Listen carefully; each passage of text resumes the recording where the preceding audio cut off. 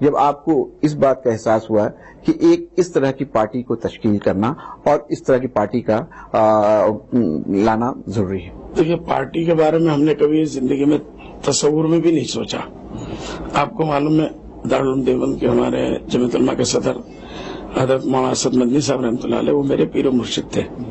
انہوں نے یہاں دہلی میں ادت راج صاحب کو لے کر اور رام لیلا میدان وغیرہ کو بھرنے کی کوشش کی اور اس وقت ان کا ایک وہ ہو گیا تھا, ایک مسلسل ایک فکر ہو گئی کہ دیکھیں یہاں 85% جو لوگ ہیں بیچارے پچھڑے ہوئے لوگ ہیں, مائنورٹی کے لوگ ہیں, ان کے اوپر صرف 15% کے لوگ حکومت کر رہے ہیں اور جو ظلم اور انصاف ہو رہا ہے اور ناانصافی ہو رہی ہے اس کے خاتمے کے لیے ایک پولیٹیکل پارٹی ہونا ضروری ہے. انہوں نے اس کے لیے بڑی دلی میں بڑی کوشش کی اور پورے سب کو متحد کرنے کے لیے سکھ بھائیوں کو بلایا, دلت بھائیوں کو بلایا, کرسچنوں کو بلایا اور ہمارے سامنے ایک ایک برتن پہ کھانا کھایا, صرف اس لیے کہ ہندو مسلم اتحاد ہو اور مائنورٹیز کے لوگ ایک ہوں. اسی مشن کا یہ ایک حصہ ہے کہ آسام میں الیکشن 2006 کا سامنے تھا. حضرت نے فرمایا کہ بھائی میں یہ چاہتا ہوں کہ آسام میں الیکشن سامنے ہے اور کشمیر کے بعد مسلمانوں کی آبادی سب سے زیادہ ہے, 33% وہاں ہے, تو اس لیے میں چاہتا ہوں کہ وہاں ہم ایکسپیریمنٹ کریں ایک پولیٹیکل پارٹی کے بارے میں. تو حضرت نے مجھے حکم دیا اور یہ کہا کہ بھائی دیکھو یہ کانگریس پارٹی وہاں ہے, حکومت میں ہے اور یہ تمہیں مارنے کی بھی کوشش کریں گے, یہ تمہارے بزنس کو برباد کر دیں گے, تمہاری فیملی کو ختم کر دیں گے, یہ سارے چیلنجز تمہارے سامنے آئیں گے. اس کے بعد بھی اگر تمہارے دل میں ہمت ہے گھر والوں سے مشورہ کرو اور اجازت ہے تو میں چاہتا ہوں یہ ایکسپیریمنٹ تمہارے ذریعے سے میں کروں. ہمارے وہاں کے جو گوہاٹی کا سب سے بڑا میدان تھا اس میدان کے اندر پروگرام تھا, چیف منسٹر اس کے اندر موجود تھے, آسام کے مسائل تھے.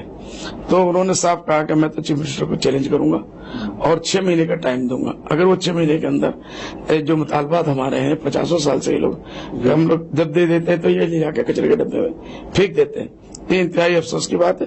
میں چیف منسٹر کو باقاعدہ چیلنج کرنے جا رہا ہوں, اگر وہ جو ہے 6 مہینے کے اندر ان مطالبات کو مانتے ہیں تو ٹھیک ہے, نہیں تو ہم ان کی سرکار کو جو ہے برہم پتر میں پھینک دیں گے اور ہم تمہیں حکم کرتے ہیں تم پولیٹیکل پارٹی بناؤ. تو اس وقت میں نے یہ کہا کہ قلندر ہرچے گویت دیدہ گویت, آپ ہمارے پیر ہیں, آپ اگر کہیں گے کنویں کے اندر کود جاؤ تو میں یہ سمجھوں گا کہ وہاں سے بھی ہمیں انشاءاللہ کوئی نہ کوئی اللہ کامیابی کا راستہ دے گا. تو حضرت نے بڑی دعائیں دی, گھر والوں سے ہم نے مشورہ کیا اور کرنے کے بعد 6 مرتبہ 6 مہینے میں حضرت کے حکم سے ہم نے گوگوئی صاحب کو خط بھیجا کہ یہ ہمارے مطالبات ہے, یہ ہمارے مطالبات. آپ کے مطالبات کیا تھے؟ مطالبات آسام کے مسلمانوں کے جو مسائل تھے, ایک تو فورنرز کا ایشو تھا, ایک بوٹی ووٹرز کا ایشو تھا, اس کے بعد جو ہے آپ کے برہم پتر ندی کا معاملہ تھا, مسلمانوں کے ریزرویشن کی بات نہیں. حضرت یہ کہتے تھے پاپولیشن پیٹرن کے اوپر جہاں جیسی آبادی ہو آپ سب کو ریزرویشن دیجیے. تو یہ سب مطالبہ ایسے تھے جو 50 سال سے چل رہے تھے. اور مسلمانوں کا بنگلہ دیشیوں کا مسئلہ, IMDT اس وقت بہت گرم تھا, تو ہمارے پارٹی جب بنی تو اس وقت IMDT اس سے پہلے اسکریپ ہو گیا تھا, وہ ہمارا ایشو نہیں بنا. لیکن اس وقت IMDT کا بھی ایک تھا کہ اس کو جو ہے government of India, government Assam خاص کر کے, حضرت کا دکھ یہ تھا کہ میں بھی کانگریس میں رہا ہوں, 3 مرتبہ میں راجیہ سبھا کا ممبر بنا اور میری اتنی پہچان کے بعد کانگریس والوں نے ہماری ایک نہیں سنی. آسام کے مسائل کو وہ کیبنٹ میں لا کے دلی میں ان کے نہیں, میں اس کو مکمل کروں, اس کے بغیر بیک گراؤنڈ کا نہیں پتہ چلے گا. کہ حضرت کا یہ کہنا تھا کہ دلی سرکار پہ ہم نے پریشر ڈالا آسام گورنمنٹ کے اوپر کہ ان مطالبات کو ونس فار آل آپ ختم کر سکتے ہیں, ایک جگہ پہ لے جا کے اینڈ کریے, نہیں تو یہ زندگی بھر یہاں کے مسلمان پریشان ہیں. حکومت نے نہیں مانی. اس کے بعد حضرت نے اجازت دی کہ بھائی اب آپ لوگ پولیٹیکل پارٹی بنائیے, میری دعائیں ساتھ میں.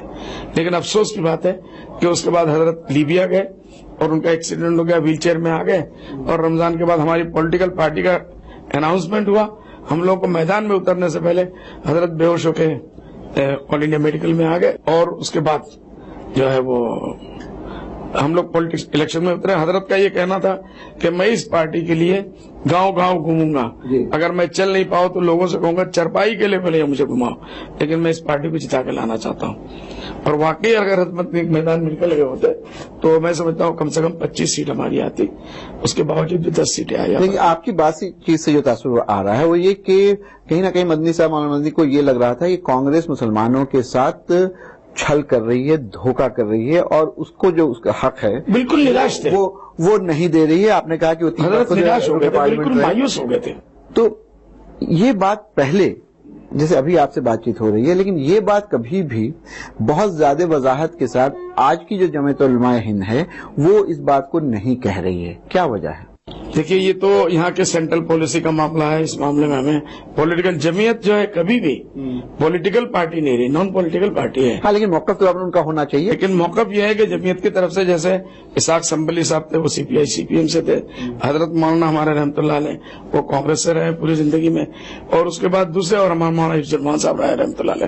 تو پارلیمنٹ میں یا پالیٹکس میں ایکٹیو ذاتی اعتبار سے پرسنلی کوئی بھی جا سکتا ہے، کسی بھی غیر سیکولر فورس کے ساتھ نہ جائے، سیکولر کسی بھی پارٹی کا ممبر بن سکتا ہے. یہ جمعیت کی پالیسی ہے. آپ نے بات چیت کے دوران یہ کہا کہ کہیں نہ کہیں جو انفلٹریٹر کا اور بنگلہ دیشی کا یا برمیز کا جو مدعا ہے وہ بھی ایک بہت بڑا مدعا ہے، اور وہ بھی آپ کی پارٹی بننے میں کہیں نہ کہیں پس منظر میں وہ بھی تھا. یہ مدعا آخر ہے کیا؟ یہ مدعا دیکھیے ہمارے حساب سے یہ حقیقت میں ہماری پارٹی کا اور ہماری جمعیت علماء کا یہ موقف ہے صاف کہ آسام ایکٹ ہوا تھا 1971 25 مارچ کو ڈیڈ لائن بنایا گیا تھا. راجیو گاندھی جی کے ساتھ 1995 میں آسام ایکٹ ہوا. اس میں آسو کے لوگ تھے، AGP کے لوگ تھے، کانگریس کے لوگ تھے، CPI-CPM اس وقت کی جو پارٹیاں تھیں وہ تھی. ہماری پارٹی اس وقت موجود میں نہیں تھی. سب لوگوں نے مل کے جمعیت علماء نے اور جو بھی غیر مسلمانوں کے اور بھی جو غیر پولیٹیکل پارٹی ہیں سب لوگ اس سے متفق تھے کہ یہ آسام ایکٹ ہو گیا ونس فار آل. یہ پرابلم سالو ہو گیا کہ 1971 25 مارچ اس کو ڈیڈ لائن بنا دیا گیا. اس کے ایک دن بعد بھی اگر کوئی لوگ آئے ہیں ان کو رہنے دیا جائے، اس کے بعد کے لوگوں کو ہٹایا جائے. اس سے پہلے ایک دن پہلے جو لوگ آ گئے they should be treated as a Indian national. ایک دن بعد بھی کوئی اگر آ گیا تو اس کو بنگلہ دیشی کے حساب سے ٹریٹ کیا جائے. یہ سارے لوگوں نے مانا، اور اسی کے اوپر آگے چل کے افسوس کی بات ہے AGP حکومت میں آئی 2 مرتبہ بنگلہ دیشیوں کو بھگانے کے لیے، اور بنگلہ دیشیوں کو بھگانے کے لیے یہاں پہ آپ کو روکنا پڑے گا. وقت ہو گیا ایک بریک کا. بریک کے بعد واپس آئیں گے تو بہت اہم بات چیت ہو رہی ہے کس طرح سے AGP اسی بنگلہ دیشی انفلٹریٹر کے مدعے پر جیت کے آئی اور اس نے کیا کیا، یہ جاننے کی کوشش کریں گے بدرالدین اجمل صاحب سے بریک کے بعد.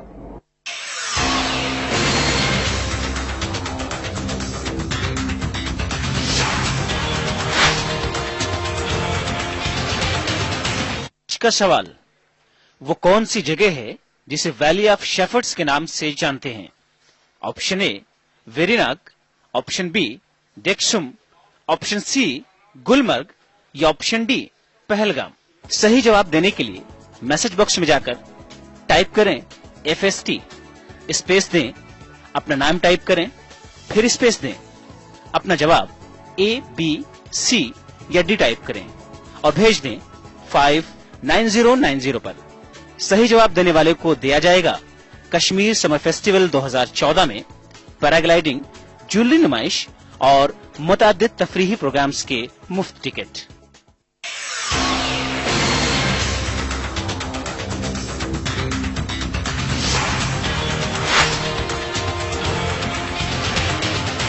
بریک کے بعد آپ کا ایک بار پھر خیر مقدم ہے. ہم بات چیت کر رہے ہیں AIUDF کے پریزیڈنٹ بدرالدین اجمل صاحب سے. بدرالدین صاحب بتا رہے تھے کس طرح سے AGP برسر اقتدار آئی بنگلہ دیشیوں کے نام پہ، لیکن اس کے بعد کیا ہوا جانتے ہیں اجمل صاحب سے. جی، اس کا پس منظر یہ ہے کہ 1985 میں پہلی مرتبہ AGP پاور میں آئی. 83 سے یہ آندولن ان کا شروع ہوا. 85 میں صرف بنگلہ دیشیوں کو کھدیڑنے کے ایشو کے اوپر ان کو 100% مینڈیٹ ملا. اس وقت فساد ہوا بہت بڑا، 1993 میں فساد ہوا. کوئی ایسی وجہ نہیں تھی کہ وہ ایک ایک آدمی ایک ایک گھر میں جا کے تلاشی نہیں لے سکتے تھے. انہوں نے سب سے بڑا ریکارڈ یہ کہ انہوں نے 1985 سے 1990 تک 5 سال کی حکومت کی اور بغیر کسی اپوزیشن کی حکومت کیا. جیسے آج پارلیمنٹ میں اس سے بھی زیادہ بہت بڑا وہ ملا تھا. تو 1996 سے جو 1985 سے 1990 تک انہوں نے کیا آئیڈینٹیفائی کیا 6724 جو اسمبلی کے ریکارڈ سے میں نے نقل کیا. اسمبلی کے ریکارڈ میں یہ ہے کہ ان کو پورے 5 سال ملنے کے بعد 6424 کے بارے میں کہا گیا یہ آئیڈینٹیفائی ہوا. نہیں میں آ رہا ہوں اور ڈپورٹ کیا اونلی 520، جبکہ کوئی سیکیا صاحب نے ایک مرتبہ کہہ دیا 30 لاکھ بنگلہ دیشی ہے. اس کے بعد یہاں کے اپنا ایک گورنر صاحب تھے جو بعد میں کشمیر میں آئے، انہوں نے کہہ دیا کہ 50 لاکھ ہے، کسی نے کہہ دیا 80 لاکھ ہے. تو پورے مسلمانوں کے اس وقت تعداد بھی اب کروڑ کے اوپر کی بات ہے. تو اس کا مطلب یہ کہنا چاہتا ہے کہ آسام میں کوئی مسلمان انڈین ہے ہی نہیں. تو اگر ایسی بات ہے تو پرفل مہنتر صاحب کو دوسری مرتبہ جو حکومت ملی وہ क्या नाम है आपका 96 से 2000 में मिला। उस वक्त तो ये तादाद और कम हो गई, ये कहाँ चले गए सब लोग। तो उस वक्त ये तादाद हो गई, खाली पूरे 5 साल में 902 उन्होंने आइडेंटिफाई किया और 102 आदमी को डिपोर्ट किया। तो हमारा ये कहना है इस दलील के साथ कि ये एक हुकूमत जब कोई उनके पास रुकावट नहीं थी, और उस वक्त होम मिनिस्टर पहली मर्तबा होम मिनिस्टर जो है अडवाणी जी थे दिल्ली में, और उनकी छात्र छाया में वो मिनिस्ट्री बनी थी बाकायदा। तो इसमें कोई ऐसी रुकावट नहीं थी। एनडीए दिल्ली में थी, उनके सहयोगी दल एजीपी आसाम में, उनके लोग इनकी मिनिस्ट्री में थे, और उसके बाद उन्होंने जो है बमुश्किल 6724 लोगों को आइडेंटिफाई किया और 521 लोगों को डिपोर्ट किया। तो इससे ये पता चलता है कि ये हकीकत दूसरी मर्तबा पूरे 5 साल मिला, 902 को उन्होंने आइडेंटिफाई किया और 102 को डिपोर्ट किया। तो हमारा ये कहना है कि ये एक पॉलिटिकल इश्यू है। जब जब इलेक्शन आता है इसको इश्यू बनाया जाता है वोट बैंक बनाने के लिए। एक तो ये कि कांग्रेस की उस वक्त ये हुकूमत की पॉलिसी थी कि इन लोगों के ऊपर हमेशा ये बांग्लादेशी का तलवार लटका के रखो, जैसे जैसे इलेक्शन आएगा हम इनको ब्लैकमेल करेंगे, ये सारे वोट लाके हमको दे देंगे। वहां का एक बहुत बड़ा ट्रेजेडी और है, ब्रह्मपुत्र नदी जी 25-30 साल में 1,24,750 से ज्यादा हेक्टेयर जमीन को बर्बाद कर चुका है। 30 लाख लोग बेघर हुए। अब ये जो बेघर होते हैं मेरठ में, आपके दिल्ली में, लखनऊ में, बम्बई में, पूरे हिंदुस्तान, वेस्ट बंगाल में, पूरे हिंदुस्तान में फैले हुए हैं। लेकिन पॉलिटिकल पार्टियों के पास इनके वेयर अबाउट्स मालूम है। जैसे ही इलेक्शन आता है ट्रेन भर भर के इन लोगों के लिए भेजा जाता है और वो जाते हैं और जाने के बाद वोट डाल के आते हैं। वोट बगैर किसी वैलिड डॉक्यूमेंट के नहीं डाल सकता, ये हमारे इंडियन कॉन्स्टिट्यूशन का मामला है और इलेक्शन कमीशन नहीं मानता। इसका मतलब इनके पास वैलिड कागजात है, लेकिन चूंकि नदी के टूटने की वजह से वो बेचारे बेघर हो गए, उनका अभी किसी को पता ही नहीं है। तो जो जहां मिलता है उसको फौरन यहाँ दिल्ली में पकड़ के उनको मारा जाता है, ये बांग्लादेशी आ गए। मेरठ में मारा जाता है, बांग्लादेशी आ गए। लखनऊ में, बम्बई में, जहां उनको पड़ा जाता है बांग्लादेशी के नाम से, जबकि उनके पास डॉक्यूमेंट होता है वही पुलिस वाले। आप ही की बात से मैं एक बात कहूं, बदरुद्दीन अजमल साहब ये बात भी बहुत कह रहे हैं, और जो हमारे हसास अदारे हैं, जो आईबी और रॉ के लोग हैं, वो भी इस बात को बार बार कहते हैं कि बांग्लादेशी आते जरूर हैं आसाम के हवाले से, और उस जरिए से आते हैं, बॉर्डर है आपका, और उसके बाद पूरे मुल्क में फैल जाते हैं, और पूरे मुल्क की जो सिक्योरिटी सिस्टम है उसके लिए ये खतरा है। और आसाम के हद तक तो उनका ये कहना है कि आसाम का जो सोशल फैब्रिक है, जो तवाजुन है, वो बिगड़ रहा है। बदरुद्दीन अजमल या उनकी पार्टी या जो मुस्लिम जमात है वो उनकी बात इसलिए नहीं करती है कि वो उनका फायदा उठाते हैं। आप कैसे कहेंगे? नहीं, ये बिल्कुल गलत है। हमारी पार्टी जब से बनी, अभी हमारी पार्टी को 9 साल ही हुए, इससे पहले जमीयत उलमा तो वो शुरू से ही है। आज